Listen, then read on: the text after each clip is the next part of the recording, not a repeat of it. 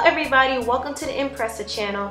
Donald Trump is talking out the side of his mouth as usual, and it's clear that a lot of athletes don't like him. And Steph Curry even said that he had no interest in visiting the White House. You guys are making a statement by not going. That's kind of your opinion on it. Why have you decided that this is something you really want to make a big statement about? Because I don't think I don't want to go. That's really it. I mean, that's kind of that's the nucleus of my belief. Now, of course, Twitter fingers Trump decided to respond and said this: "Going to the White House is considered a great honor for a championship team. Steph Curry is hesitating, therefore invitation is withdrawn."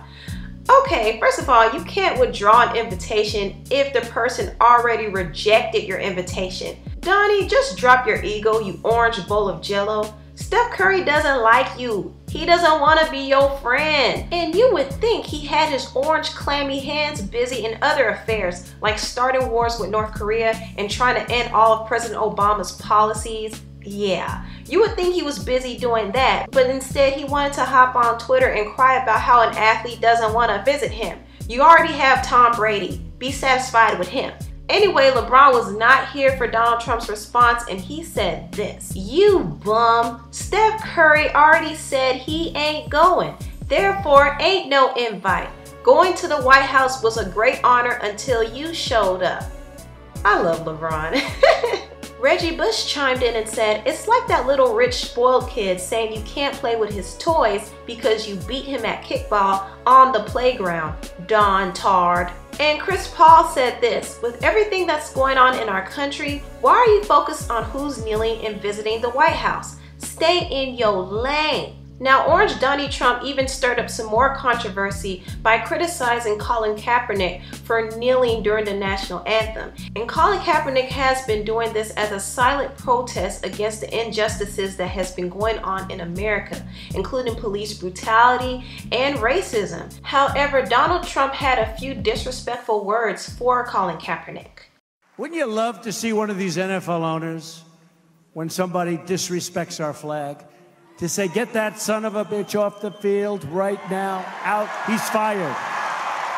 He's fired." Notice how this old block of cheddar said that with more conviction than he did when addressing the race riots in Charlottesville. How do you call somebody a son of a bee for taking a stand against injustices? Like, he's so, ugh. And Donald Trump did go on Twitter and said this: "If a player wants the privilege of making millions of dollars in the NFL or other leagues, he or she should not be allowed to disrespect our great American flag or country and should stand for the national anthem.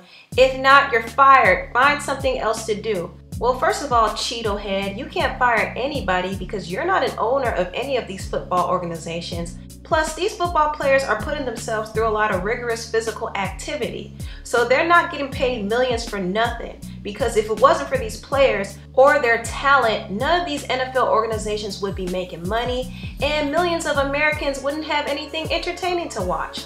So shut up. Colin Kaepernick's mother, Teresa, responded to Cheeto Head's son of a bee remarks and said, "I guess that makes me a proud bee." Go ahead, Mama Cap. And Chris Paul also responded and said, "I doubt he's man enough to call any of those players a son of a bee to their face." And Kobe Bryant said, "A POTUS whose name alone creates division and anger, whose words inspire dissension and hatred, can't possibly make America great again." You better say that, Kobe Bryant. And Queen Maxine Waters took the cake with her response and said, "Thank you, Jamel Hill and LeBron James. Speak truth to power. Trump is a bum and a disgrace, and it's never too early to get ready for an impeachment." Yes, ma'am, you better say that. Anyway, I'm so over Donald Trump. I'm tired of him. And I do think it's important that the NFL players do kneel down tomorrow during the national anthem, just to kind of show unity, because a lot of people feel like kneeling down during the national anthem, which has racist lyrics, by the way, people don't know. Anyway, a lot of people think that kneeling down during the national anthem means rebellion against the country. But you're raising awareness about the imperfections that this country has and the things that this country needs to fix. So that is what it's really about. And I hope people take a stand by kneeling. Anyway, thank y'all so much for watching, and I will see you next time. Bye.